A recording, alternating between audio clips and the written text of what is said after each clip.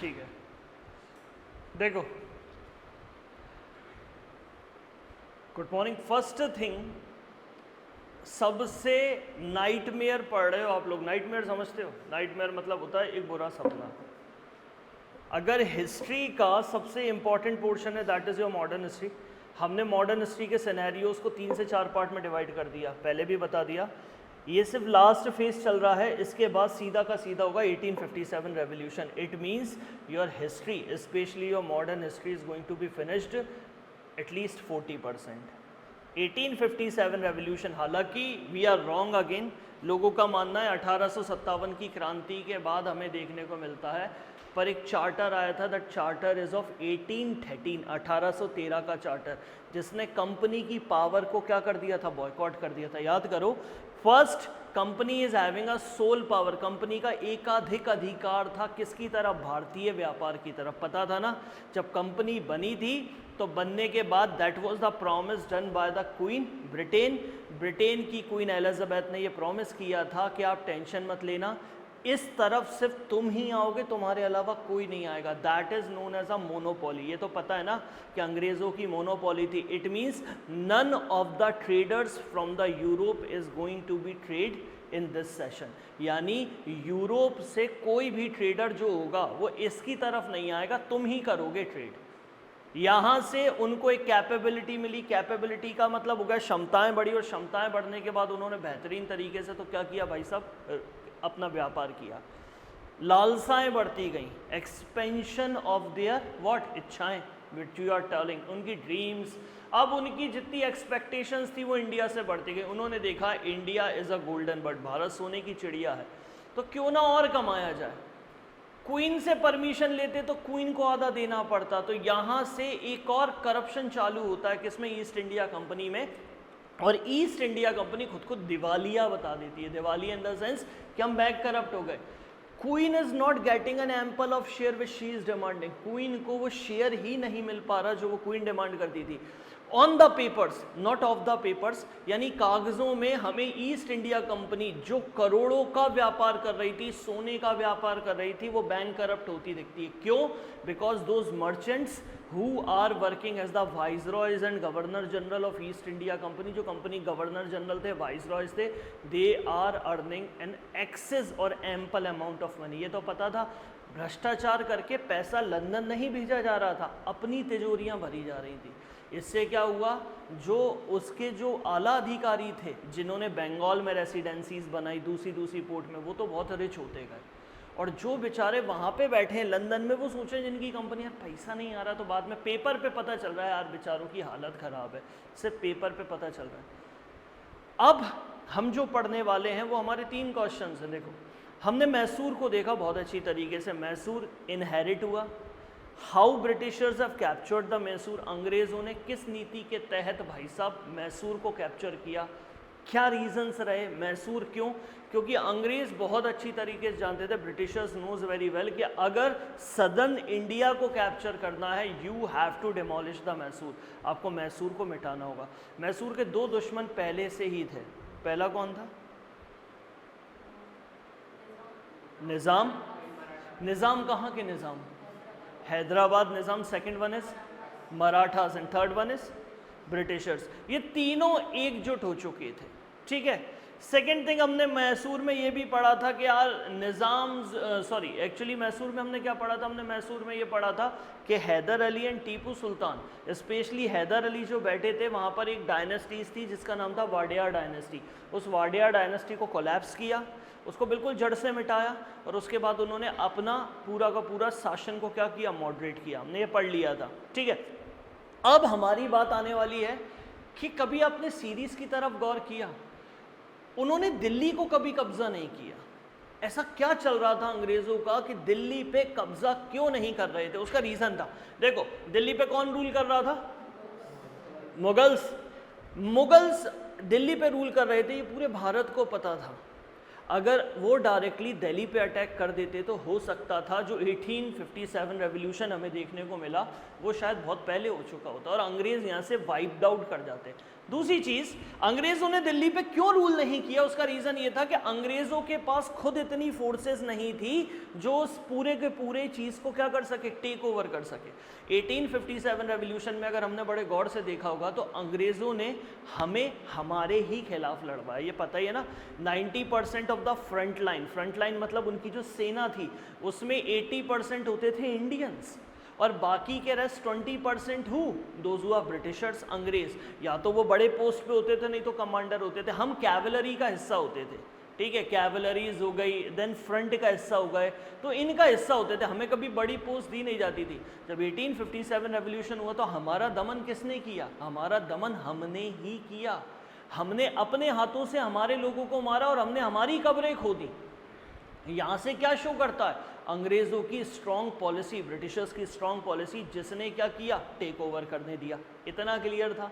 अब यहाँ से हमें कुछ कुछ आइडियोलॉजीज देखनी और those ideologies are far more important. अब आपसे कोई पूछ ले व्हाट इज सब्सिडरी अलायंस, तो everyone knows about a subsidiary alliance. ये चैप्टर बहुत बाद का है, मैं पहले ला रहा हूँ। अब आपका क्वेश्चन होगा मैं पहले क्यों ला रहा हूँ?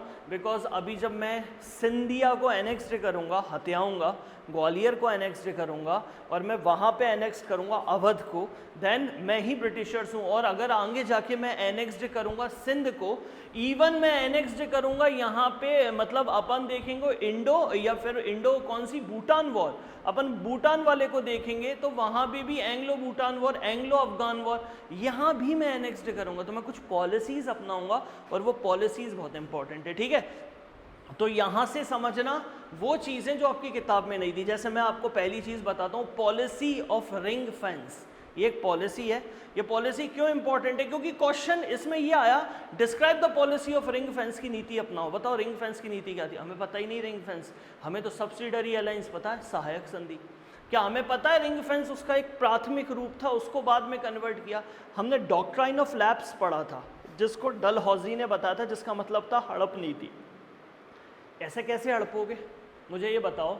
सोचो, गुनाह है, गुनाह में किसी भी राजा का शासन नहीं है, तो कैसे हड़पोगे? पॉसिबल है? ये तब ही हड़प नीति काम करेगी, डॉक्ट्राइन ऑफ लैप्स, जब तुमने सब्सिडरी अलायंस ले रखी होगी। क्या लेनी पड़ी होगी? Subsidiary alliance. सीधी बात है, झांसी ने सब्सिडरी अलायंस लिया, यानी उन्होंने सहायक संधि अंग्रेजों से ले ली, ठीक है। अब अंग्रेज उनके रूल में बैठने। आज जब मराठा पढ़ोगे तो आप ये याद रखना कि मराठा में कौन सा ऐसा बंदा था गवर्नर जो उनके दरबार में बैठता था। क्वेश्चन यहाँ से आएगा। पहली चीज़, आपको मराठास में इतना जोर से कन्फ्यूजन होने वाला है। कन्फ्यूजन कैसा? यार भैया यहाँ दूसरा रूलर था, यहाँ पर दूसरा रूलर आ गया। तो अगर बाई चांस नहीं झपे तो आप मना कर देना। मैं आज 2 सेगमेंट में लेक्चर होगा। First segment will be like this way कि we are talking about uh Marathas annexed of their territories and how the territories has been confided to the Britishers, यानी कैसे मराठास की सत्ता को हथिया लिया गया और मराठास ने कैसे सब्सिडरी अलायंस लिए। बहुत सारे झोल हैं, ऐसा होगा फिर ऐसा जाएगा, फिर ऐसा होगा, फिर पहले जिससे मदद लेंगे ब्रिटिशर्स उन्हीं की फिर बैंड बजाएंगे और जिसकी बैंड बजाएंगे उनको सब्सिडरी अलायंस दे देंगे। तो तुम्हारा दिमाग खराब हो जाएगा, यार ये कर क्या रहे हैं। तो बड़ा सिंपल सा, मैं पहले ही एक लॉजिक दे देता हूँ। जो पहले साथ देगा, सपोज पुष्पराज ने मदद ली किसकी? ब्रिटिशर्स की। किसको रौंदने के लिए? किसी पेशवा को, ठीक है। अंग्रेजों ने मेरी मदद करी पेशवा को रोंदने के लिए। बाद में कॉन्सिक्वेंसेस क्या हुआ? मैंने किसकी मदद ली थी? पेशवा, उसकी, अंग्रेजों की। ब्रिटिशर्स ने बाद में मुझे ही मार दिया और जिसको पीटा था उसको कठपुतली बना के दोबारा से पुणे पे बिठाल दिया ताकि हम तुमसे पैसा वसूलें। समझ गए? और तुम्हें सब्सिडरी अलायंस ले। तो यहाँ से कैसे डिकोड करना है? पहले जिसने एक ट्रीटी होगी, जैसे ट्रीटी ऑफ सूरत या कोई सी भी ट्रीटी हुई, तो हम दोनों के बीच में अंग्रेजों मेरी हो गई कि अपन थर्ड पार्टी को पीटेंगे। साला हम थर्ड पार्टी को पीटने गए, ये थर्ड पार्टी के साथ मिलके हमें ही सूत देंगे। समझ गए? तो ये चीज़ को याद रखना, ये लूप है, क्योंकि बार बार आपको ये समझ में आएगा ऐसा नहीं वैसा नहीं, ऐसा नहीं वैसा नहीं, कैसे हुआ। तो ये इतना सा सिंप्लीफिकेशन है। कंप्लीट? तो चल, तो सबसे पहले मैंने आपको नोट शेयर कर दिए हैं, ज़रा नोट देखो। पहले पेज निकालो।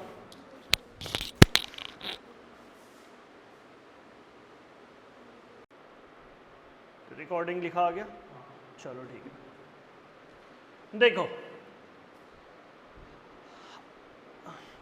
Projector is still not working, projector चालू नहीं, पर मैंने आपको स्लाइड शेयर कर दी हैं।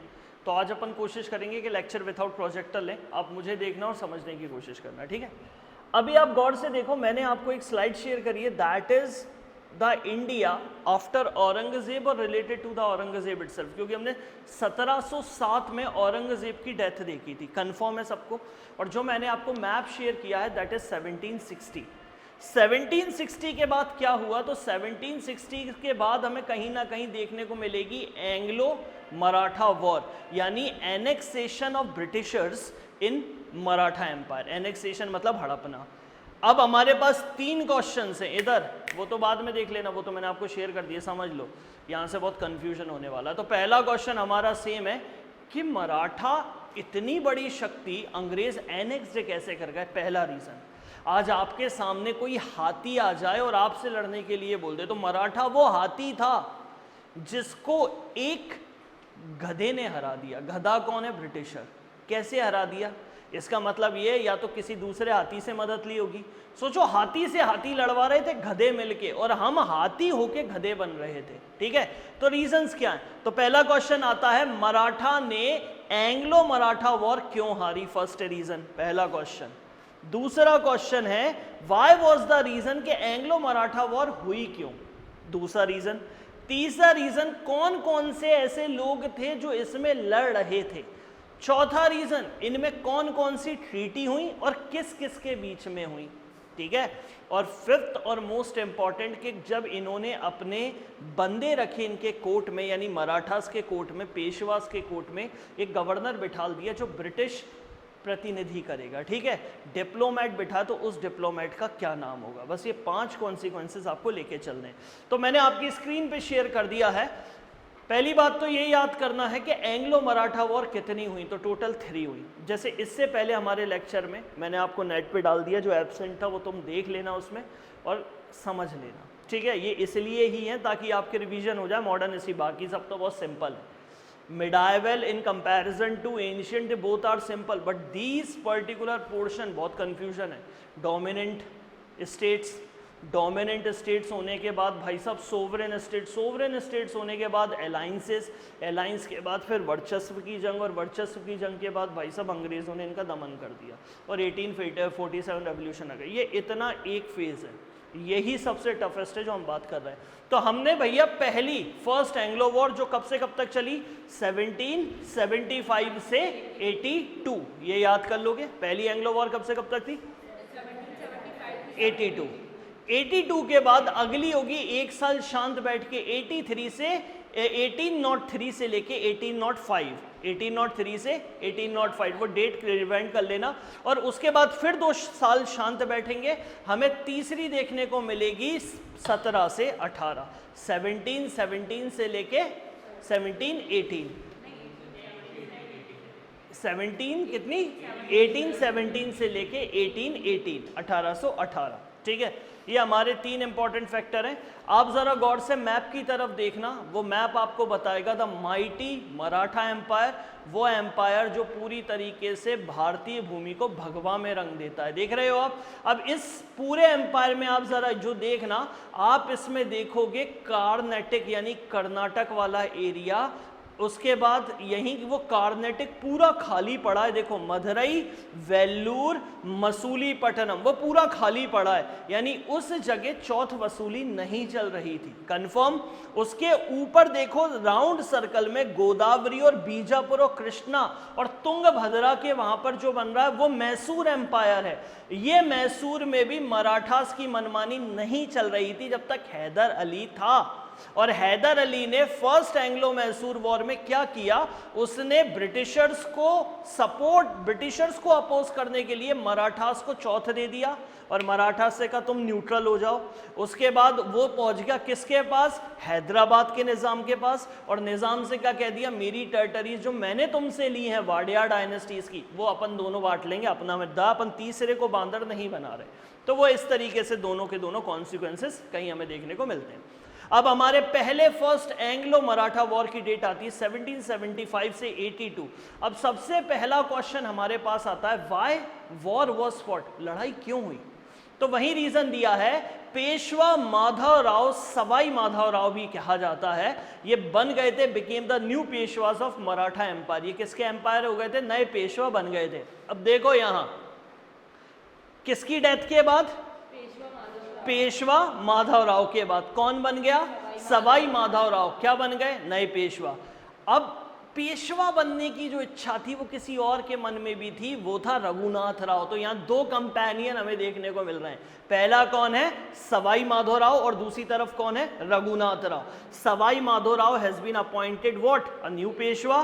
पर बनना किसको चाहिए था और कौन बनने की इच्छा ले रहा था? उसका नाम है रघुनाथ राव। उसने चैलेंज किया सक्सेशन के लिए, उत्तराधिकारी के लिए चैलेंज किया, और ये चैलेंज किसकी मदद से करता? वो पहुंचा अंग्रेजों के पास और अंग्रेजों से कहा पैसा चाहिए, जो चाहिए मुझे गुलाम बना लो, पर मुझे कहीं ना कहीं पेशवा बनवा दो। तो ब्रिटिशर्स ने कहा ठीक है, पेशवा बनना है तो ये रघुनाथ राव की पहली अप्रोच ही फर्स्ट एंग्लो मराठा वॉर की नींव डालती है। पहला रीजन क्लियर है सबको? कोई डाउट? इधर कोई डाउट? इसके बाद अगला, अब कोर्सेज ऑफ वॉर हमें क्या देखने को मिलते हैं? वॉर में क्या हुआ, कोर्सेज किस तरीके से आगे बढ़ी? तो भैया अंग्रेज कभी भी लड़ते थे ना, तो पहले बंदों के बीच में ट्रीटी कर लेते। तू तो साइन करवा ले, पेपर पे लिखवा ले, कल तू पलटेगा नहीं, और अगर तू पलटा तो अंग्रेजों को इतना हर्जाना देना पड़ेगा। तो ब्रिटिशर्स हमेशा हर चीज की ट्रीटी करते थे। ट्रीटी यानी संधि। संधि रिटर्न फॉर्मेट में, एग्रीमेंट में होती थी।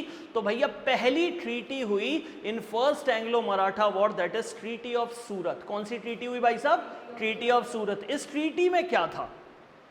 इस ट्रीटी में ये था, अब ये ट्रीटी बहुत इंपॉर्टेंट है। ट्रीटी ऑफ सूरत में क्या था? इन्होंने साइन करी गई किस किस के बीच में? रघुनाथ राव, जिसे प्यार से क्या बोलते थे? राघोबा। क्या बोलते थे? राघोबा। और ब्रिटिश गवर्नमेंट की। कहां पर ये ट्रीटी साइन हुई थी? बॉम्बे में। Don't think that Surat is given, तो सूरत हमें वहां गुजरात साइड में जाना पड़ेगा। ये ट्रीटी हुई थी बॉम्बे में, कंफर्म। और नाम किस नाम से हुई? Treaty of Surat in 1775। What for Raghunath Rao? Raghunath Rao क्यों? अब company would help Raghunath Rao to become Peshwa, वो इसलिए कि रघुनाथ राव को पेशवा बनने में मदद करेगी। और कंपनी को क्या मिलेगा? तो कंपनी को मिलेगा भाई साहब टेरिटरीज। किसकी? It the territories of Salsette and Bassein and revenue from Surat and Bharuch to the Britishers. उसने कसम खा ली, सालसेट और बेसिन का एरिया तुम पकड़ो, और साथ साथ जो सूरत और भरूच में जितना भी रेवेन्यू कलेक्ट होगा, यानी कर वसूला जाएगा, वो मैं तुम्हें दे दूंगा। अरे फ्री फंड की चीज मिल रही भाई साहब, एक तो रेवेन्यू मिल रहा है, ऊपर से कॉस्ट लाइन मिल रही है, दिक्कत काहे की? तो अब इधर देखो, यहीं से हमें एक बैटल का नाम मिलता है। उस बैटल का नाम है बैटल ऑफ एडस। अब इस बैटल ऑफ एडस में हमें क्या देखने को मिलता है कि भैया ये जो बैटल थी, ये कर्नल किटिंग ने भाई साहब लड़ी थी, और इसने मराठा एम्पायर को पूरी तरीके से हरा दिया, और इसने पूना को एनेक्स्ड कर लिया, यानी हत्या लिया। यानी फर्स्ट बैटल में कौन जीतता दिखा हमें? ब्रिटिशर्स। ब्रिटिशर्स की तरफ से कौन लड़ा? Colonel Keating. ठीक है, कर्नल किटिंग हमें लड़ते देखे। कर्नल किटिंग जब हमें लड़ते देखे तो कर्नल किटिंग ने क्या करा? पूरे एम्पायर को कैप्चर कर लिया, और भाई साहब उन्होंने पुणे पे कहीं ना कहीं गढ़ बना लिया।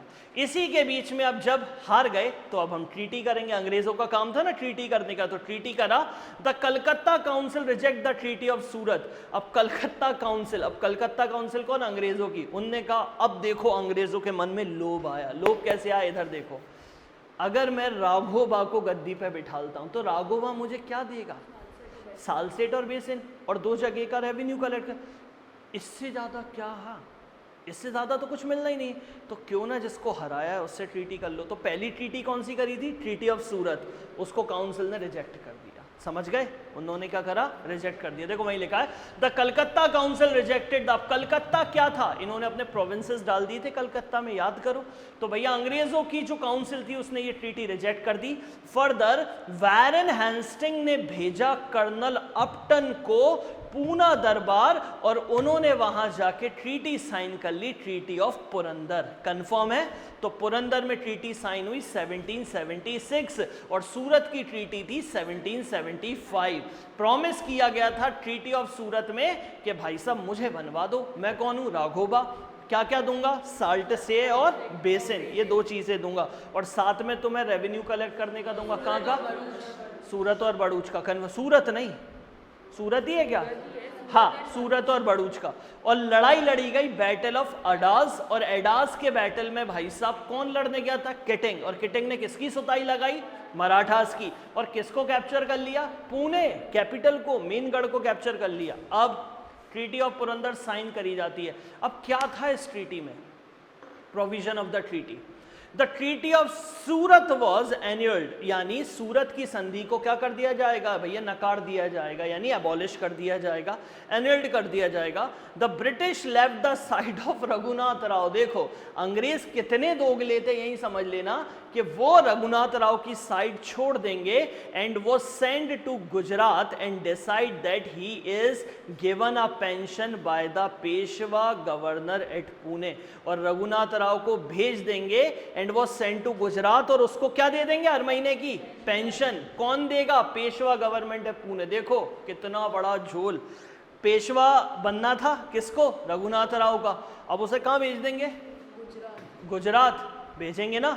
भेजने के बाद पेंशन अंग्रेजों को देनी चाहिए थी, लेकिन यहाँ पेंशन कौन दे रहा है? अब पेशवा गवर्नमेंट इसको पेंशन देगी, यानी अंग्रेजों ने पल्ला झाड़ दिया। दूसरा, however the treaty of Purandar could not be implemented. भैया ट्रीटी ऑफ पुरंदर इंप्लीमेंट नहीं हो पाई।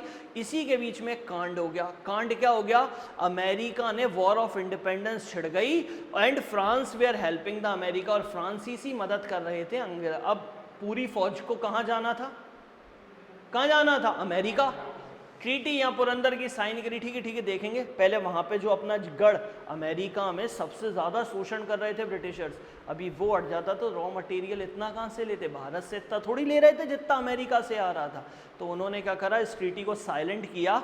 और इसके बाद at the same time French adventurer, एक फ्रेंच एडवेंचरर था जिसका नाम क्या था? सेंट लूबेन, ये आ गए हैं पूना। और इसका रिजल्ट ये हुआ कि वारेन हेस्टिंग ने scrap the treaty of Purandar and sent the British army to help British government है पुणे। और उन्होंने क्या बोला कि एक काम करो, ये ट्रीटी ऑफ पुरंदर को एक तरफ रखो और जल्दी से ब्रिटिश आर्मी पहुंचो। कहाँ? बॉम्बे में, ताकि ब्रिटिश गवर्नमेंट की मदद की जा सके। किससे? फ्रेंच से। क्लियर है? फ्रांसीसी वहां उठ बैठे थे। अगला, इसी के बीच में हमने एक बैटल देखी, बैटल ऑफ तेलीगांव। अब बैटल ऑफ तेलीगांव क्या कहता है? तो ब्रिटिश आर्मी जो एगर्टन, जो किसकी जगह आए थे? कर्नल कॉकबर्न की जगह आए थे, उनको कॉकबर्न को रिप्लेस किया और एगर्टन को भेज दिया गया। मराठा आर्मी भिड़ बैठी अंग्रेजों से। और ये तेलीगांव में क्या हुआ कि यहाँ मराठा की आर्मी जो थी, उनके चीफ थे महादजी सिंधिया, और मराठाओं ने सूत के अंग्रेज की पिटाई लगाई, और भाई साहब मराठा जीत गए। यानी कौन जीत गए? महादजी सिंधिया। और अंग्रेजी आर्मी ने उनके सामने सरेंडर किया, और सरेंडर करने के बाद पेशवा ने कहा इधर आओ बेटा, ट्रीटी करने का बहुत शौक है ना, लाओ तुम्हें हम तुम्हारी औकात बताते हैं ट्रीटी। और उनके साथ एक अमानवीय ट्रीटी की गई, जिसमें अंग्रेजों को बहुत ज़्यादा ह्यूमिलेट किया, यानी अंदर से कचोड़ के रख दिया, साला हमें बेइज्जती कर रहे हो। और उस ट्रीटी का नाम था ट्रीटी ऑफ वडगांव। ये हुई थी 1779। अब देखो कितना बड़ा लूप आया इसमें। अब थोड़ा सा कन्फ्यूजन हो जाओगे, कैसे? पहली बैटल लड़ा है तुम, फ्रांसीसी घुसा लाए। फ्रांसीसी के बाद जब सब मराठा साइलेंट बैठे होंगे तो जे कहां से उठ बैठे? कौन? महादजी सिंधिया। इनने उठा के सुताई नचा दी। इसका मतलब मराठा भी डिफरेंट पार्ट्स में अलग अलग लड़ रहे थे। खुद देखो ना दिमाग से। ट्रीटी कहाँ हुई थी? वो पहली ट्रीटी सूरत की कहाँ हुई थी? बॉम्बे में। बॉम्बे में ट्रीटी हुई थी, वो सूरत वाली ट्रीटी को सप्रेस कर दी एक तरफ। उसके बाद कौन सी ट्रीटी हुई? Treaty of Purandar. Purandar follow ही होती, उससे पहले क्या भिड़ बैठे भाई साहब? फ्रेंच, फ्रांसीसी आ गए। उन्होंने कही अब जब पुरंदर की ट्रीटी छोड़ो, वहां पहुंचो बॉम्बे। जनता बॉम्बे पहुंची ही थी कि बॉम्बे पे किसने अटैक कर दिया? वहां पे किसने कर दिया? महादजी सिंधिया। अब देखो वहीं मिला, सॉरी कहां पर? तेलेगांव में किसने अटैक कर दिया? महादजी सिंधिया ने। और महादजी सिंधिया ने किसको हरा दिया? ब्रिटिशर्स को। यहीं पर एक ट्रीटी हो गई, ट्रीटी ऑफ वडगांव। अब ये ट्रीटी ऑफ वडगांव क्या थी? तो जीता कौन इस ट्रीटी में? मराठा। अब मराठास ने अपनी शर्त रखी। शर्त सुनो, मजा आएगा। The Bombay government would return all the treaties or the territories captured by 1773. वो तुमने जो पहली एंग्लो मराठा वॉर लड़ी थी ना, उसमें अंग्रेजों ने हमारे बहुत सारे हिस्से ले लिए थे, पहले तो वो वापस करो। अगला सिंधिया ने कहा, अब देखो सिंधिया ने कितना कर रहा, अब तक अंग्रेज वसूलते थे, अब सिंधिया वसूलेंगे बड़ूच का रेवेन्यू, मिले समझे? वहीं लिखा है Scindia will get the part of the revenue from the बड़ूच। हाउएवर हेस्टिंग्स ने रिजेक्ट करी ट्रीटी को और उसने कहा ऐसे नहीं चलेगा, ये तो साले अपने कंधे पे बैठ गए, इससे अच्छा ये है हेस्टिंग्स ने मना कर दिया ट्रीटी को और आर्मी को भेजा गॉर्डन की कैपिटलशिप में और उसने वो किया जो उससे आशा थी, उसने अहमदनगर और वसई, अहमदाबाद और वसई को पूरी तरीके से कैप्चर कर लिया। किससे? महादजी सिंधिया से। कंफर्म है? यानी वहां जो सिंधिया एम्पायर लड़ रहे थे उनसे पूरा का पूरा कैप्चर कर लिया। अब देखो सिंधिया ने किस पे अटैक किया भाई साहब, कौन सी जगह? तेलीगांव पे। अंग्रेज हार गए। अब अंग्रेजों ने अटैक किया कहां पर भाई साहब? अंग्रेजों ने अटैक किया अहमदनगर और वसई पे, अहमदाबाद और वसई, वहां पर उठा के वो जीत गए, अंग्रेज जीत गए। अब दोनों न्यूट्रल हो गए, अब एक जीता एक हारा, एक हारा एक जीता, तो अंग्रेजों ने कहा ऐसे काम नहीं चलेगा, अब इन्हें धोखा दो। तो धोखा देने के लिए बहुत इंपॉर्टेंट ट्रीटी करी गई, ट्रीटी ऑफ सालबाई। कौन सी treaty? Treaty of Salbai. The treaty was signed between Pune governor under the Peshwa and British government with the meditation और with the mediation of Mahadji Scindia. अब देखो पेशवा इस कोने में भग रहे थे, ब्रिटिशर्स उस कोने में, महादजी सिंधिया आए, सिंधिया जी इनका, अरे सुनो सुनो, मीडिएशन मतलब होता है बीच का, उन्होंने भैया दोनों को पुचकारा और कहा अरे यार ट्रीटी कर लो, कोई मतलब नहीं अपन लड़ रहे हैं। अब लड़ने का देखो भैया क्या हुआ, अब इसमें क्या था, अब इसमें क्या प्रोविजंस थे, क्या क्या नियम लिखे गए थे कि माधव नारायण राव पेशवा एक्सेप्ट किए जाते। अब नए पेशवा कौन होंगे? Madhav Narayan Rao. Britishers will not support the cause of Raghunath Rao. अब ब्रिटिशर्स किसको सपोर्ट नहीं करेंगे? रघुनाथ राव को। वो रघुनाथ राव को कहाँ फेंक दिया था? राघोबा को, गुजरात, पेंशन पे ना, अब हम उसे सपोर्ट नहीं करेंगे। उसके बाद Raghunath Rao would be given a yearly pension of rupees 3.5 lakh रुपए ईयरली पेंशन दे देंगे, राघोबा चुप रहेंगे। कंपनी, वो साल्ट सेट और बेसिन वाला एरिया था ना, बेसिन, और वो अब सब कुछ वापस कर देंगे। कंपनी गेव अप बेसिन छोड़ देंगे और सारी टेरिटरीज इस ट्रीटी ऑफ पुरंदर में जो साइन करी गई थी ना, वो सब वापस तुम्हें दे दी, हमें नहीं चाहिए। अगला और क्या चाहिए? इस रिटर्न में अंग्रेजों का हमें भी तो कुछ दे दो, तो चलो ठीक है, बेसिन हमें दे दिया, साल्ट सेट तुम ले लो और एलिफेंटा आइलैंड भी तुम ले लो। सिंधिया को पूरा का पूरा यमुना नदी का एरिया किसको दे दिया? सिंधिया को दे दिया। तो ये थी भाई साहब आपकी पहली बैटल, और वो बैटल कौन सी थी? First Anglo Maratha war. कब से कब तक लड़ी गई? अब बहुत ठंडे दिमाग से इतना पढ़ो जिसमें उतार चढ़ाव समझने आएंगे। फटाफट देखो जरा, 5 मिनट लो बाकायदा, कोई दिक्कत नहीं है।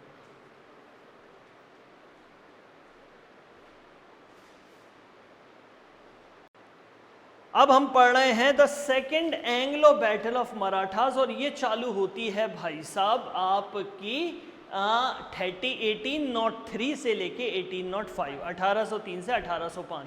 अब जरा पीछे पलट के देखोगे तो पहली ट्रीटी कब से चालू होती है?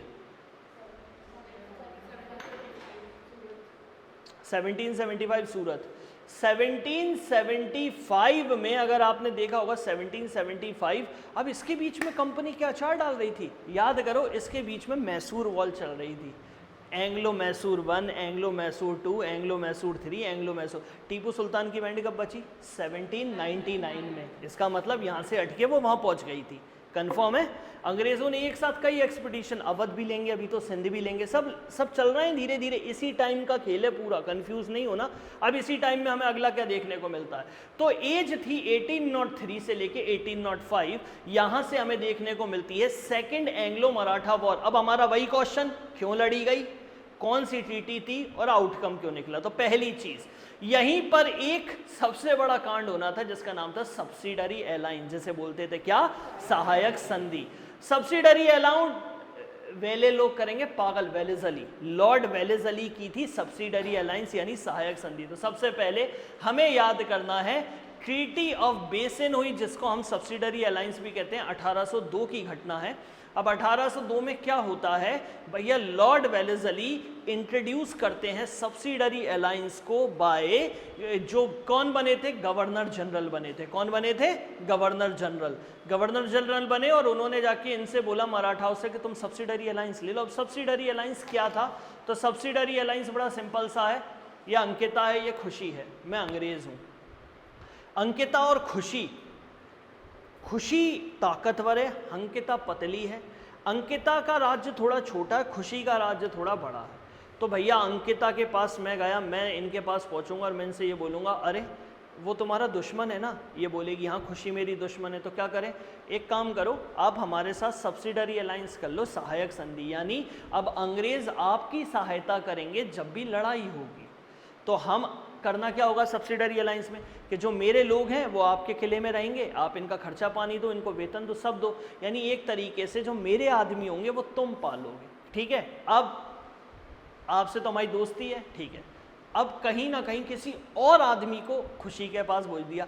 खुशी ने बढ़िया अंग्रेज, क्योंकि हम अतिथि देवो भव की पॉलिसी पे काम करते थे, अरे विदेश से अतिथि आए हैं, अतिथि जी आए, अतिथि ने कहा अरे पता है वो मेरे दोस्त की फौज वहाँ रुकी है, तुम्हारे बाजू वाले ने सब्सिडरी अलायंस ले ली और उसकी फौज अब तुमसे ज़्यादा हो गई, अब आप क्या करोगे। तो खुशी ने कहा मैं क्या करूँ, कि तुम हमसे सब्सिडरी अलायंस ले लो। तो अंग्रेज, दूसरा अंग्रेज चला, इसको सब्सिडरी अलायंस दे दिया। अब इन दोनों में से कमज़ोर कौन था, अंकिता। इन दोनों को कहीं ना कहीं लड़वा दिया। अब लड़वाया तो क्या किया, अब सीधी बात है, अंग्रेज एक तरफ खड़े हो जाते, देखो अब हम क्या करेंगे, हम तो ये और हम इसको भी सहायता दी आपको भी, तो हम एक तरफ खड़े हो जाते हैं। तो वो पूरी फौज लेके एक तरफ अंग्रेज खड़े हो जाते, आप दोनों लड़ लो। अब कॉमन सी बात है, इनमें से जीतेगा कौन, खुशी, वो दमदार है, जाके बैठेगी, जाके प्राण टसक जाएंगे। अब अंग्रेज पहुंचेंगे धीरे से इसके पास, इससे कहेंगे सुनो खुशी को मारना है, ये कहेगी हाँ मारना है, कि हम तुम्हारी मदद करते हैं पर खुशी का राज्य हमारा, बोलो। जो बोलेगी हाँ डन डन, खुशी का राज्य तो आपका, लेकिन जो लड़ाई में जो खर्चा हुआ है ना वो पैसा हमें वापस करोगे, ठीक है। अगला हाँ डन, और तुम्हारा जो रेवेन्यू कलेक्ट होगा उसका आधा हिस्सा हमारा। अब देखो एक राज्य मिल गया, इसका आधा रेवेन्यू मिल गया, और जे कौन है हाथ की कठपुतली। बाद में क्या होगा सब्सिडरी अलायंस का नतीजा, बाद में खुशी को मरवा के खुशी का राज्य ले लिया, अब अंकिता बची। अब अंकिता क्या करेगी, अब अंकिता तो वैसे ही कमजोर है, अंकिता की जगह, अंकिता के पीछे वेदिका बैठी, वेदिका क्या करेगी, इसको मार दो, मुझे बना दो, पूरा रेवेन्यू तुम दे दो, मुझे पेंशन दे दो। जी तो अंग्रेजों को और अच्छी है, अंग्रेज चलेंगे इसकी मदद से इसको मार देंगे। अब वो बैठी है कठपुतली बन के, यानी अब अंग्रेज पूरा रेवेन्यू कमाएंगे, दोनों राज्य किसके, इनडायरेक्टली अंग्रेजों के। कल अगर उसने चूचा पाट करी तो उसका गला दबा के कोई नया बिठा देंगे। ये होता था सब्सिडरी, और हम मूर्ख भारतीय, हम इसको छल को समझ नहीं पाते थे। अब सब्सिडरी अलायंस समझने आ गया, वीकर की मदद करो, वीकर को बिठाओ, बाद में वीकर को ही दबा के दूसरा आदमी बिठा दो, ठीक, that is known as subsidiary alliance. तो सेकेंड एंग्लो मराठा वॉर का रीजन क्या था बॉस, सब्सिडरी अलायंस। और कौन सब्सिडरी अलायंस देने आया था boss, Lord Wellesley subsidiary alliance. अब देखो प्रोविजन क्या थे, क्या क्या कारण थे। पेशवा ने एक्सेप्ट कर लिया था कंपनी के प्रोटेक्शन को, और वो लार्ज एनुअल सब्सिडरी अलायंस देने को तैयार हो गए थे। पेशवा ने कहा था ठीक है कंपनी हमारी रक्षा करेगी और हर साल हम एनुअली इनको पेमेंट देंगे, कंफर्म है। The English army would be stationed at Pune और no European enemy of the British will be kept in the Maratha empire. देखो कितनी बड़ी बात, हमारा हेडक्वार्टर अब क्या होगा, पुणे, यानी अंग्रेजी आर्मी कहां रुकेगी, पुणे में। और एक शर्त और सुन लो, हमारा कोई भी यूरोपियन दुश्मन छोड़ो दोस्त भी नहीं मराठा में नहीं दिखना चाहिए, यानी फ्रांसीसियों का पत्ता खत्म। अब आगे देखो, इसी के साथ साथ मराठा पूरा का पूरा सरेंडर करेंगे foreign relation with other states of the company. यानी अब अगर आप यूरोप से कहीं भी व्यापार करोगे और यूरोप की मदद मांगोगे तो सिर्फ अंग्रेजों से मांगोगे, दूसरी चीजों से नहीं मांगोगे। यानी जो फ्रांसीसी व्रांसीसी पोर्तुगीज इनसे रिलेशन थे वो सब खत्म करो, चलो फिनिश करो, कर दिए भैया। अगला एक काम करो, जो सूरत बहुत अच्छा पोर्ट है यार गुजरात का, यहाँ से बहुत बड़ा बिजनेस चाहता है जी, हमें दे दो। तो हाँ चलो ले लो, सूरत मिल गया। अगला यही नहीं, to give up all claims of chauth of Nizam domination. एक काम और करो, वो हमारा एक दोस्त है निजाम, तुमने सुना, हमने सुना तुमने उसके एरिया में चौथ वसूलते हो। उन्होंने कहा वसूलते हैं, हमारी तो इनकम ही चौथ से होती है, उसके एरिया में नहीं वसूलोगे। अब देखो सूरत का व्यापार गया, चौथ गई, एरिया गया, सब तो चला गया, अब बचा क्या? अब अगला देखो, to give up all claims, उसके बाद थ्रू दिस ट्रीटी, अब क्या बेइज्जती, क्यों बेइज्जती सी नहीं लग रही तुम्हें? तुम सब मराठास हो, मराठास को भी बेइज्जती फील होगी, उनकी देशभक्ति की भावनाएं आहत हो गई कि अरे यार साला ये तो आस्तीन का सांप निकला, अब क्या करें? बस यहीं से काम चालू होता है। इस ट्रीटी के साथ मराठा की इंडिपेंडेंस, आज़ादी चली जाती है और मराठा की बेइज्जती होती है और उन्हें देशभक्ति आहत होती है मराठा चीफ की। और इसी के साथ 2-3 आदमी मिलते हैं और उनने कही अब जी अंग्रेजों की तो सुताई लगा दें। अब देखना जहाँ बहुत इंपॉर्टेंट है, और इम्पॉर्टेंट क्यों है ये भी सुन लो, पिंडारीज आने वाले हैं। पिंडारी कौन होते हैं? अगला क्वेश्चन में बीच में सोच कर रहा हूँ, आप याद रखना, पिंडारी वो लोग होते हैं। मराठा और पिंडारियों का क्या संबंध है ये भी सुन लो। मराठा और पिंडारी का संबंध बहुत घनिष्ठ है। पिंडारीज वो लोग होते हैं जिनके जहाँ से टी शर्ट फट रही होती है, पंचा पहने होते हैं, पैरों में 4-4 दिन से नहाए नहीं होते, बस उनका काम होता है लूट मार। पिंडारी, ये पिंडारी कौन हो सकते हैं? मैं राजपूत भी हो सकता हूँ, सोनी भी पिंडारी हो सकते हैं, यानी कई सारे लोग, मुसलमान भी पिंडारी हो सकते हैं। ये सब जो लोग होते हैं ना, ये मराठाओं की एक फौज थी। पिंडारी कौन थे? मराठा की एक फौज थी, और वो फौज जो मराठाओं के कहने पे ना आंख बबूलती थी, उसका कोई कुछ नहीं होता। मराठा कहते उसको लूट लाओ, चलो पिंडारी गए और लूट लाए। तो ये एक सब्सिडरी फौज थी, किसकी? मराठा की। अब अंग्रेज इसका दमन क्यों करेंगे? जब मराठास को बेइज्जती महसूस होगी ना, तो धीरज जयकिंग, पिंडारी अटैक ऑन ब्रिटिशर्स, तो पिंडारी तो भाई साहब अंग्रेजों को मार मार के खा लेंगे, तो इसीलिए पिंडारियों का मरना जरूरी था। समझ गए? पिंडारी आने वाले। अब जरा यहाँ पहले ही बता दिया मैंने, क्योंकि बीच में कंफ्यूजन नहीं होगा। अब देखो, तो इतनी बेइज्जती के बाद, बेइज्जती क्या क्या हुई? पुणे में हम हमारा हेडक्वार्टर बना रहे हैं, दूसरी चौथ तो बहुत बात की बात है, दूसरी क्या? सूरत दे दो। तीसरा क्या? ये फ्रांसीसियों से रिश्ता तोड़ दो, विदेश नीतियां खत्म कर दो। अगला, निज़ाम के वो चौथ खत्म करो। अगला, अरे यार अब बचो का है, का अगला अगला कर रहा है। जब कुछ बचा नहीं है तो बेइज्जती चालू। अब बेइज्जती हुई तो 3-4 आदमी मिल गए। पहले, अब दौलत खत्म हो गई थी तो दौलत राव सिंधिया, पहला नाम याद हो जाएगा। मराठाओं की दौलत खत्म, दौलत राव सिंधिया। दौलत राव सिंधिया, सिंधिया कहाँ के? ग्वालियर के, पहला आदमी क्लियर है। उसके बाद राघोजी भोसले, नागपुर के, नागपुर यानी महाराष्ट्र, पुणे वाला एरिया, वहाँ कौन है? कौन से भोसले हैं? राघोजी भोसले। और एक और आदमी है जिसका नाम है दौलत राव सिंधिया, राघोजी भोसले। ये लोगों ने मिलके भाई साहब अलायंस बना ली और अलायंस बना के चढ़ बैठे। अब अगला क्वेश्चन इन दोनों के दिमाग में आया, यार अपन 2 आदमी क्या कर लेंगे, और भी तो चलो। तो अब भैया मराठा कहाँ थे? तो मराठा गुजरात में थे। ये गुजरात पहुंचे। गुजरात के थे गायकवाड़, जो बड़ोदरा रहते थे। उनसे कही सुनो, अंग्रेजों ने अपनी बेइज्जती करी है, सूरत वूरत ले लिया, गुजरात वाला पोर्ट। उनने कहा हाँ निकलो, हमें नहीं करनी तुम्हारी मदद, वो साला हमें मारेगा बाद में। उनने मदद कर दी। इंदौर पहुंचे यशवंत राव होलकर के पास। इंदौर वालों ने कह दी सॉरी, हम तो, इंदौर कौन है? ये वही है जब वो आएंगे ना, कौन आएंगे? उनका स्वागत होगा। अपन ने एमपी में पढ़ा था, कौन आए थे? प्रिंस आए थे, प्रिंस ऑफ वेल्स आए थे। उनका स्वागत प्रिंस ऑफ वेल्स हाउस में किया गया था इंदौर में। जी तो इंदौर कौन था? इंदौर और ये सिंधिया, ये तो अंग्रेजों के अखंड भक्त थे। तो वही चीज़ है, अपने को भक्ति देखने को मिलेगी। तो गायकवाड़ और यशवंत राव होलकर ने मदद नहीं करी। अब दौलत राव सिंधिया यानी ग्वालियर, और ग्वालियर के बाद नागपुर ने भैया अभियान छेड़ दिया। अब क्या हुआ भैया? Courses of war. अब ये जो दोनों थे ना, गायकवाड़ और होलकर, इनने चुगली कर दी अंग्रेजों से पहले ही कि जे दोनों तुम्हारी बैंड बजाने वाले और हम तुम्हारे असली भक्त हैं, इसलिए हम तुम्हारा साथ देंगे। अब देखो, दक्कन का एरिया था, Arthur Wellesley lead the English army. और भाई साहब दक्कन यानी डेक्कन वाले एरिया में, डेक्कन वाले एरिया में भाई साहब एक बैटल हुई, बैटल ऑफ एजले। इस एजले में क्या हुआ? इसे एक तो बैटल हुई एजले में जो औरंगाबाद के पास थी, और एक बैटल हुई आरगोन की जो बुरहानपुर के पास में थी। कंपनी ने सिंधिया और भोसले की ऐसी पिटाई लगाई जिसकी कोई हद नहीं। क्योंकि वो पहले से ही पता पड़ गई थी। अब क्या हुआ, नॉर्थ में क्या हो रहा था, तो नॉर्थ में भैया लॉर्ड लेक ने बैटल लड़ी, बैटल ऑफ दिल्ली, जिसमें कंपनी ने दौलत राव सिंधिया को हरा दिया। और उसके बाद एक और बैटल हुई जिसका नाम था बैटल ऑफ लश्वारी, जिसे नियर अलवर के पास ब्रिटिश फोर्सेस ने कंबाइन दोबारा से सिंधिया और भोसले को हरा दिया।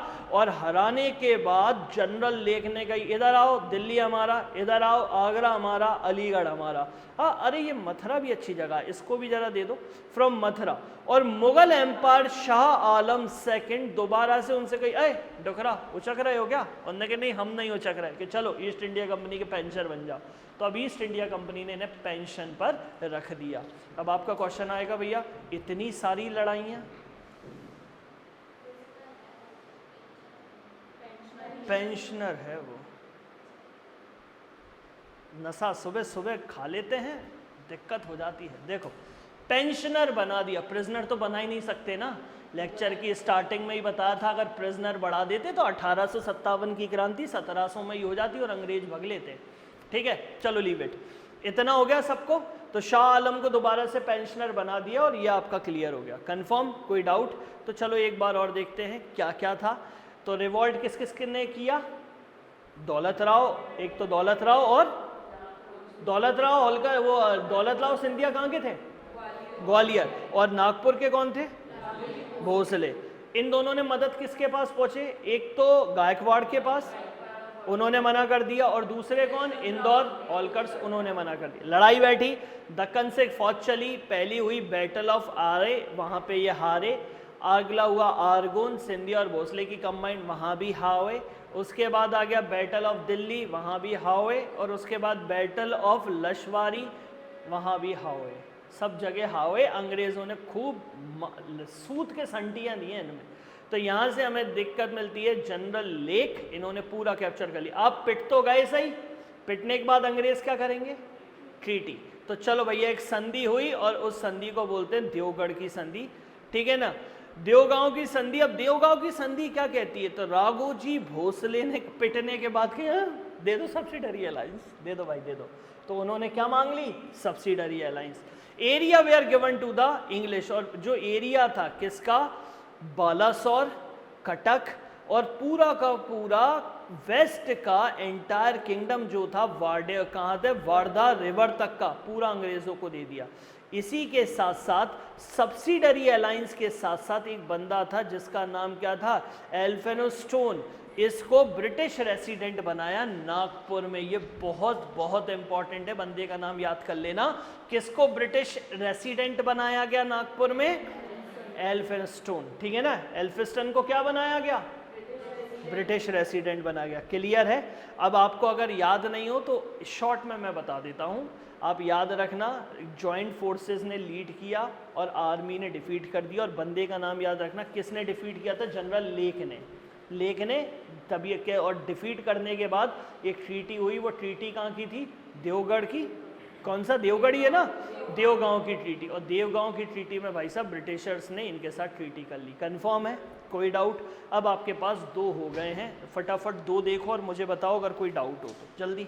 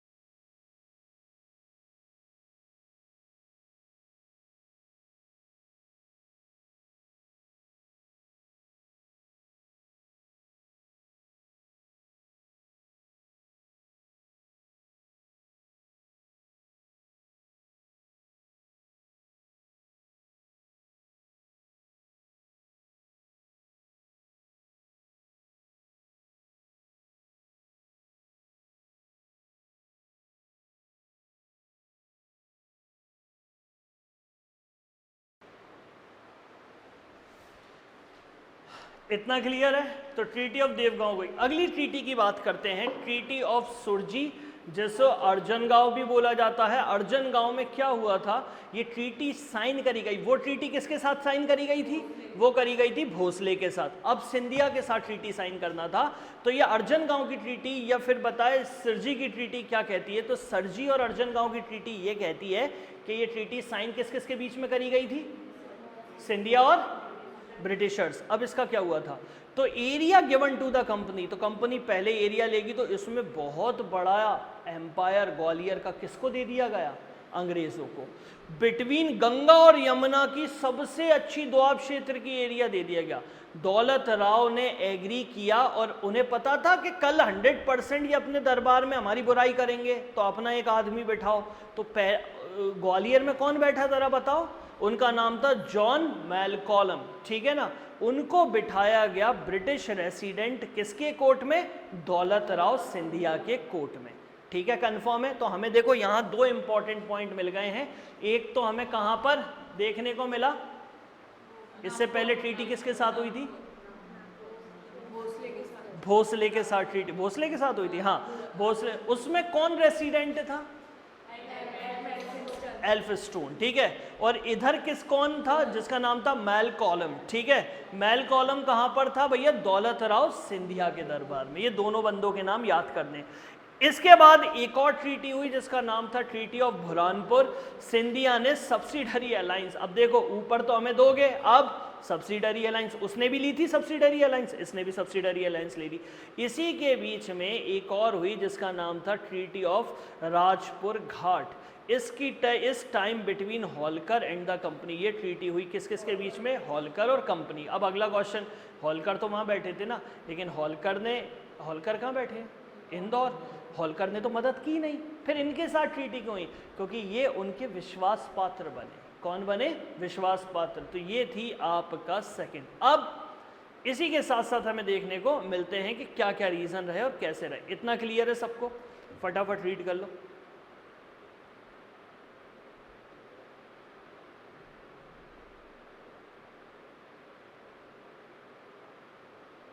अब इसी के बीच में एक और कांड हो गया।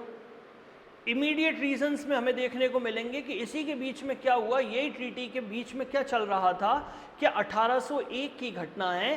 पेशवा बाजीराव सेकंड जो थे, उन्होंने मार दिया था विठोजी राव होलकर को, जो ब्रदर रहे थे यशवंत राव होलकर के। होलकर परिवार कौन सा है? इंदौर का। When Jashwant Rao launches an offense attack, Peshwa took refuge in Basin। अब गुस्सा तो आ ही रही थी, तो पेशवा बाजीराव ने मार दिया होलकर को। अब होलकर जाके भैया ऑफेंसिव कहाँ हो गए थे भाई साहब? ये रेफ्यूज ले लिया था बेसिन में और वेलेस अली की प्रोटेक्शन में आ गए थे। सब्सिडरी अलायंस के अंतर्गत अब क्या करना था? English has also engage in the war, English भी इसकी वॉर में टूट पड़े। इसी के बीच में अंग्रेज जब मांडवाली करवाने पे आए तो अंग्रेजों ने फिर इनकी मांडवाली करवा दिया। मांडवाली में क्या करा? एक ट्रीटी हुई जिसका नाम क्या था? राजपुर घाट। तो होलकर डिफीटेड कर्नल, अब होलकरों से लड़ाई हो ही रही थी। अब आप सोचो, वहां तो भाई मार दिया होलकर का, तो होलकर तो लड़ेंगे, लड़े। तो होलकर ने डिफीट कर दिया किसको? कर्नल मॉनसून को। कोटा और वह दिल्ली की तरफ बढ़ने लगी। हाउएवर कर्नल एक्टन लॉनी ने भैया इनको दिल्ली के पास हरा दिया। उसके बाद एक और बैटल है, बैटल ऑफ कौन? डिंग। इस बैटल में हमें क्या देखने को मिलता है? The company defeated over the detachment of Holkar army. Holkar army को अलग से छंद बंद कर दिया। Another detachment of Holkar forces were lead by Yashwant Rao. Yashwant Rao भी जो एक अलग से एक आर्मी की डिटैचमेंट लेके जा रहे थे, उसको भी भाई साहब हरा दिया गया।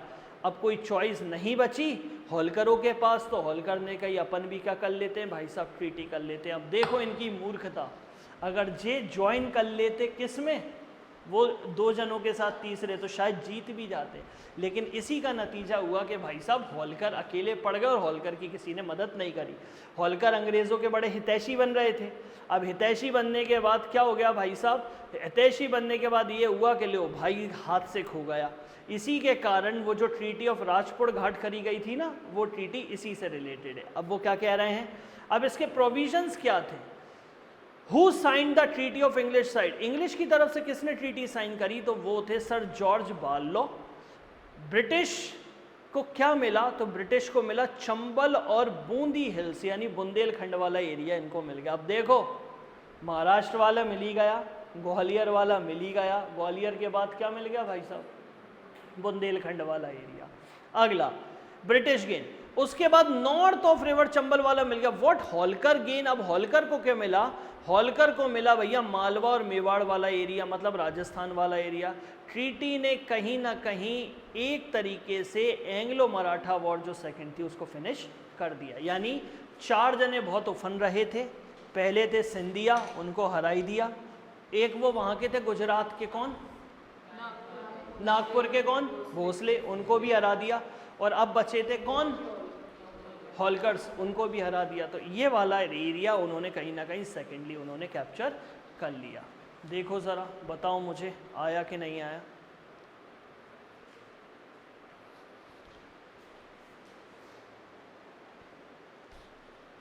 कोई डाउट? इसी के बीच में अब हम पढ़ रहे हैं थर्ड एंग्लो मैसूर वॉर। अब थर्ड एंग्लो मैसूर वॉर हमें क्या रीजन देखने को मिलता है, sorry third Anglo Maratha war हमें क्या देखने को मिलता है। तो पहले एक बार ज़रा दूसरी वॉर को थोड़ा कीनली पढ़ लो क्योंकि उसमें बहुत ज़्यादा दाव पेच हैं। एक बार देख लो, आपको अगर कोई डाउट हो रहा हो तो वो भी क्लियर कर लो।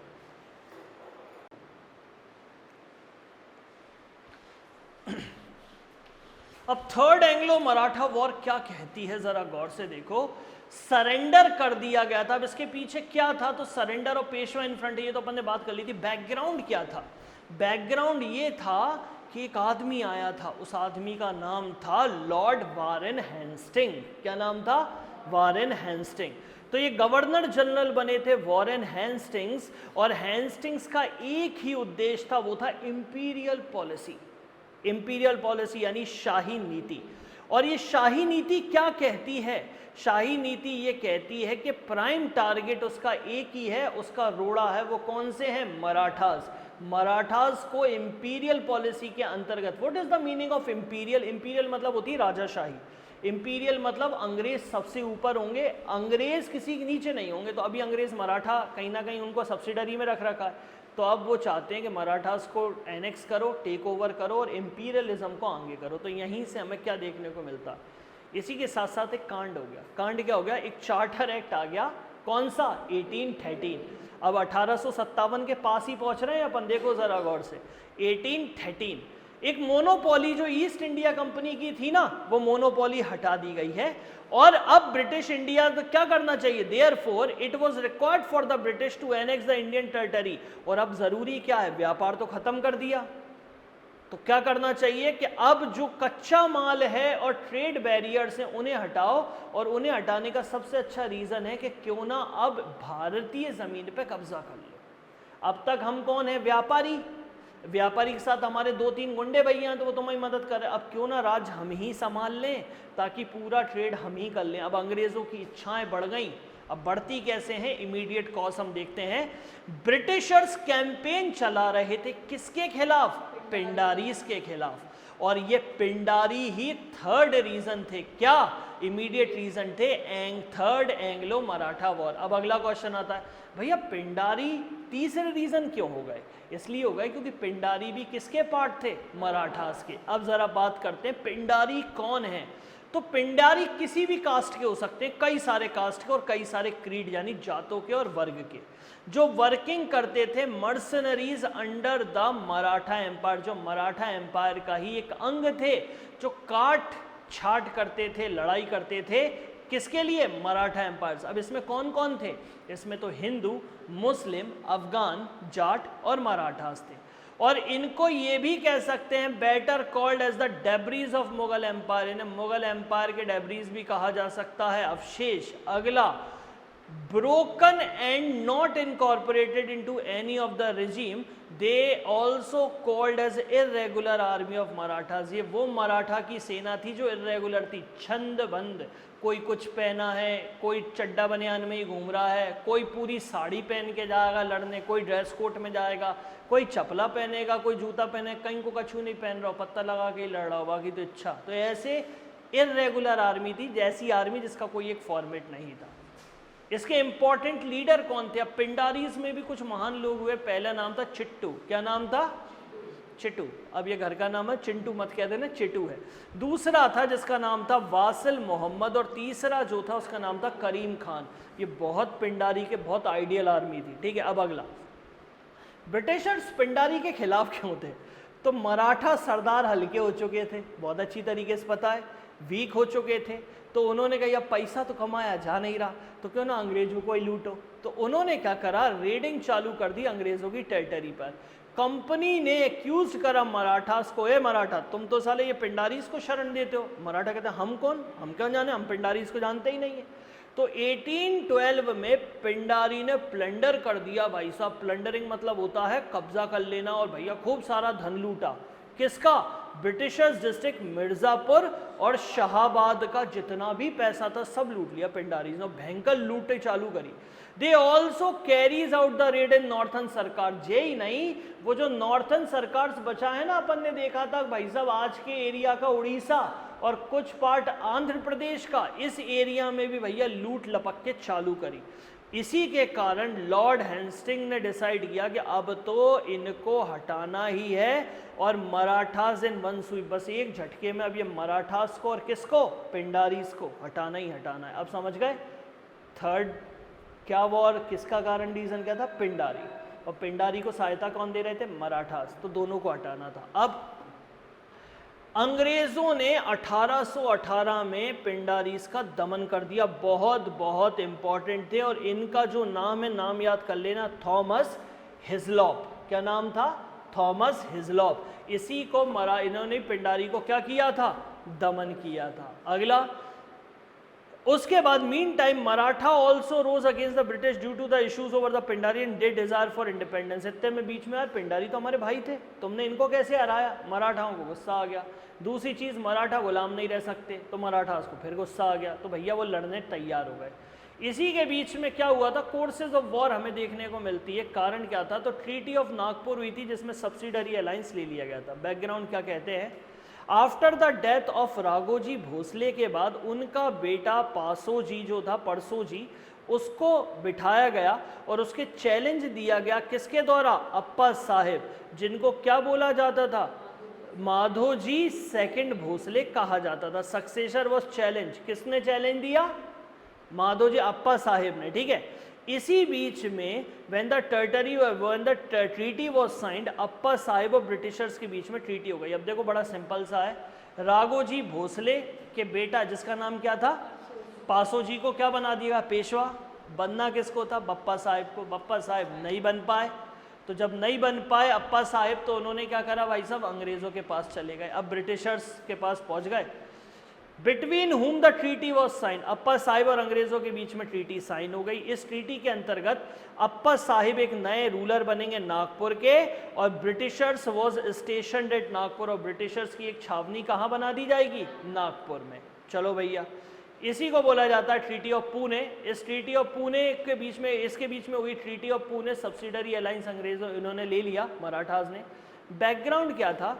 पेशवा बाजीराव सेकंड, ये बहुत इंपॉर्टेंट है, इन्होंने ट्रीटी साइन करी। कौन सी? ट्रीटी ऑफ बेसिन की, जहां पर पेशवा आज डिपेंड हो गए थे पूरी तरीके से कंपनी पर। Because of this Peshwa Bajirao second want to free the kingdom from the British control. दूसरी तरफ जब ये ट्रीटी साइन करी गई थी, ट्रीटी ऑफ बेसिन 1802 में, तो यहाँ से क्या हुई थी? सब्सिडरी अलायंस ले लिया गया था। अब अंग्रेज़ों का रूल चल रहा था, और पेशवा बाजीराव द्वितीय जो थे वो चाहते थे कि मैं अब अंग्रेज़ों का और गुलाम नहीं रहना चाहता। इसीलिए उन्होंने reassert his authority over the Gaekwad of Baroda, who had a friendly relation with the English and laid claim over the tribute of Kathiawar and Baroda. अब उन्होंने क्या करा? रीअसिस्ट करना चालू किया, यानी भैया विरोध करना चालू किया। और विरोध कैसे किया? गायकवाड़ थे, कहाँ के? बड़ोदरा के। एक तो गायकवाड़ जिनकी अच्छी किससे बनती थी? अंग्रेजों से। उनसे टेरिटरी कहाँ की मारी? काठियावाड़ और बड़ोदरा की। अब बड़ोदरा के ruler send a prime minister. भैया अब बड़ोदरा का रूलर चाहता तो अंग्रेजों के पास जाता, पर उसने गंगाधर शास्त्री को अपना मीडिएटर बना के किसके पास पहुंचाया? पेशवा के पास। पेशवा ने कही अरे गंगा जी मुड़ो जरा, निकल लो वापस, कुछ नहीं, मना कर दिया। ही वॉज किल्ड बाय, और रास्ते में ही बेचारे अच्छे भले आ रहे थे टॉफी चबाते, रास्ते में त्रियंबक जी थे जो चीफ मिनिस्टर थे पेशवा के, नासिक में थे, उनने उठा के इस आदमी को मार दिया, लो हटाओ ना। अब भेजा था पेशवा के पास, पेशवा की जगह किसी और बीच वाले ने मार दी, जिसका रिजल्ट क्या हुआ, company send an army and surrounded the Poona, और पूना को घेर लिया। द पेशवा सरेंडर, अब पेशवा करते का, पेशवा तो वैसे ही डरपोक थे, उन्होंने सरेंडर करा और एक्सेप्ट कर ली कौन सी, ट्रीटी ऑफ पुणे को। अब क्या थी treaty of Pune? Treaty of Pune ये थी कि पेशवा जो है वो डिसल्यूशन ऑफ मराठा कॉन्फिडेंसी, जो तुमने मराठा का गुट बना रखा है ना, इस गुट को कहीं ना कहीं क्या कर दो, ठंडा कर दो, खत्म कर दो। ये जो एरिया है ना, कोंकण, फोर्ट, बुंदेलखंड, मालवा और हिंदुस्तान जो तुमने कैप्चर किया, जो पूरा अंग्रेजों को दे दो। इसी के बीच में एक ट्रीटी होती है, ट्रीटी ऑफ ग्वालियर, और सब्सिडरी अलायंस ग्वालियर वाले भी ले लेते हैं। क्या बैकग्राउंड था जरा ग्वालियर की ट्रीटी का, वो भी देख लें। तो Lord Hastings arrived a big force लेके, और भैया ग्वालियर को घेर लेते हैं और कहते हैं ए दौलत राव सिंधिया सरेंडर कर लो भैया। According to Scindia also surrender, और उन्होंने भी ट्रीटी कर ली, क्योंकि अब उनका एक ही काम था, किसको हराना था, मराठास को। हर जगह ट्रीटी कर रहे थे। अब इस ट्रीटी का क्या था, Scindia was ready to help the company against the Pindari. Scindia ने कहा ठीक है पिंडारी हम तो पालते नहीं, ठीक है हम तुम्हारी मदद करेंगे। The treaty was based on the enmity and friendship, ये जो ट्रीटी थी ये बेस्ड थी दुश्मनी और दोस्ती पर। ग्वालियर ने अंग्रेजों की गुलामी स्वीकार कर ली। अब फाइनल कॉन्फ्लिक्ट की तरफ देखते हैं। तो 3 ट्रीटी हो चुकी हैं, देखो एक तो ट्रीटी हो गई किसके साथ, सबसे अभी किसके, ग्वालियर के साथ। एक ट्रीटी हो गई नागपुर के साथ। नागपुर में कौन है भाई साहब, याद करो, पेशवा थे ना जिनके मिनिस्टर ने वो एक दूत को मार दिया था। हाँ वो कौन थे भाई साहब, हाँ पेशवा बाजीराव, वो भी ट्रीटी कर गए, ये भी ट्रीटी कर गए। अब हुआ क्या जरा ये देखते हैं। तो पार्टिसिपेट किसने करा, तो देखो वहीं पार्टिसिपेट उन्होंने करा। तो फाइनल कॉन्फ्लिक्ट में मराठा फोर्स उठी आज़ादी के लिए, और इसमें पेशवा बाजीराव सेकंड, अप्पा साहिब नागपुर। अप्पा साहिब कौन थे याद करो, अंग्रेजों के पास गए थे ट्रीटी करने के लिए, वही अप्पा साहिब। और मल्हार राव होलकर इंदौर के। तो मल्हार राव होलकर, अप्पा साहिब, ये सब मिलके अंग्रेजों के खिलाफ, कौन कौन, 3, पुणे, नागपुर और इंदौर, ठीक है, ये तीनों ने अंग्रेजों के खिलाफ रहे। लेकिन कौन आदमी न्यूट्रल रहा, ग्वालियर, वो तो शांत थे, और बड़ोदरा, ये दोनों के दोनों शांत रहे। इसी के बीच में हमें एक बैटल देखने को मिलती है जिसका नाम है खड़की या केकरी या गणेश खिंड की बैटल, हमें नाम मिलता है। तो खड़की के नाम से याद रखना है, पेशवा हार गए। इसके बाद फिर एक और बैटल हुई भोसले के साथ, भोसले हार गए। उसके बाद महिदपुर की बैटल हुई किसके साथ, अंग्रेजों के साथ, होलकर भी हार गए। तीनों के साथ बैटल हुई। इसी के बाद फिर एक ट्रीटी साइन करी गई भैया, किसके साथ, ट्रीटी ऑफ मंदसौर। मंदसौर कहाँ है, मध्य प्रदेश में, इंदौर के पास। तो वहीं पे हमें देखने को मिलेगी। तो भैया ट्रीटी ऑफ इंग्लिश और होलकर्स की ट्रीटी हुई। एरिया जो था वो अंग्रेजों को दे दिया, नर्मदा वाला एरिया, और खानदेश जो था, claim over the Rajput state, री अनाउंस इस क्लेम, उन्होंने अपना क्लेम री अनाउंस किया। इन दिस वे होलकर जो थे वो लास्ट मराठा चीफ बने, treaty of subsidiary alliance. Bhosale ने भी सोवर्निटी अंग्रेजों की अपना ली और उन्होंने ट्रीटी ऑफ नागपुर करी। उसके बाद बाजीराव पेशवा अगेन 2 बैटल और लड़ी गई और बाद में बेबी हार गए। तो इस तरीके से पूरा का पूरा मराठा एम्पायर अब सब्सिडरी अलायंस हो गया था, किसका, अंग्रेज़ों का, और सब ने ट्रीटी कर ली थी। तो यहाँ से मराठा एम्पायर वैनिश हो गया। अब मराठा एम्पायर हारा क्यों, अगला क्वेश्चन जो इम्पोर्टेंट है। तो सबसे पहले म्यूचुअल राइवलरी, सब आपस में एक दूसरे के दुश्मन थे। अब खुद देखो ना, आखिरी में अगर एक तो बड़ोदरा वाले और ग्वालियर वाले ये दोनों साथ दे देते तो क्या अंग्रेज़ों का दमन नहीं हो जाता। लेकिन सब कैसे थे, एक दूसरे के राइवल्स थे। अब क्या देखने को मिलते हैं, अब मराठा और मैसूर हम दोनों को कंपैरिजन करते हैं, क्यों हार गए, तो mutual rivalry.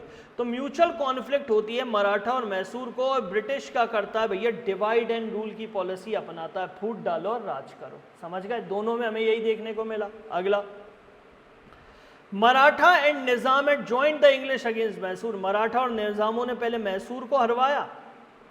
Haider Ali himself ने भैया मद्रास ट्रीटी साइन कर ली। As per the treaty English and Mysore help करेंगे एक दूसरे की वॉर में। ट्रीटी उसके बाद मैसूर कंटेन द मराठास, अब मराठास से भी उसने साइन कर लिए थे, हम पढ़ चुके थे। Hence the English company succeeded established over the Mysore and Marathas, कहीं ना कहीं देखने को मिला फ्रैक्शन हमें देखने को मिलते हैं, दोनों में आपसी मतभेद थे। अगर मराठास की बात करें तो रघुनाथ राव के चक्कर में फर्स्ट मराठा हुई, इसके बाद मराठा कॉन्फिडेंसी लाइक गायकवाड़ जो थे वो भी वेयर रिस्पॉन्सिबल, ये गायकवाड़ ने भी कहीं ना कहीं मराठा पावर को धोखा दिया। मराठास जो थे वो इश्यूज कर रहे थे लीडरशिप, कोई लीडरशिप नहीं था। माधव राव आखिरी एबल रूलर थे मराठास के, जिन्होंने कहीं ना कहीं वो सरवाइव कर गए थे, बाकी नहीं तो मराठास में कोई बचा नहीं था। अगली बात, रिसोर्सेज नहीं थे, अंग्रेज़ों ने ये तो एक ही चीज़ वसूलते थे मराठा, क्या वसूलते थे? चौथ, वो भी उनसे छुड़ा लिया। तो मराठास की वो अंग्रेज़ों की आर्मी के पास अच्छे खासे रिसोर्सेज थे, डिसिप्लिन्ड आर्मी थी, इनके पास ना रिसोर्स थे ना डिसिप्लिन्ड आर्मी थी।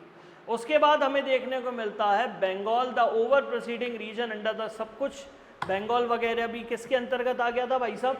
ब्रिटिशर्स। वेस्टर्न सरकार किसके अंतर्गत था भाई? नॉर्दर्न सरकार किसके अंतर्गत था? ब्रिटिशर्स। कर्नाटक किसके अंडर था? ब्रिटिशर्स। निज़ामशाही किसके अंडर थी?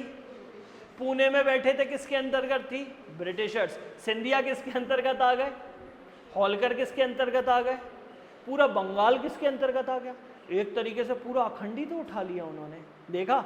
यानी ब्रिटिशर्स धीरे धीरे प्रोविंसीज को क्या करने लगे? कैप्चर करने लगे, और ऐसे करके मराठाओं के एलियन अलायंस ने क्या कर दिया? इंडिया को कैप्चर कर दिया। कंफर्म है? ये था भाई साहब आपका मराठा एम्पायर। अब देख लीजिए कितनी सारी बैटल्स हुई, इसलिए कहते हैं मराठा एम्पायर थोड़ा ज़्यादा बड़ा है। अब आप ज़रा एक बार मराठा एम्पायर्स की थर्ड देख लो जल्दी।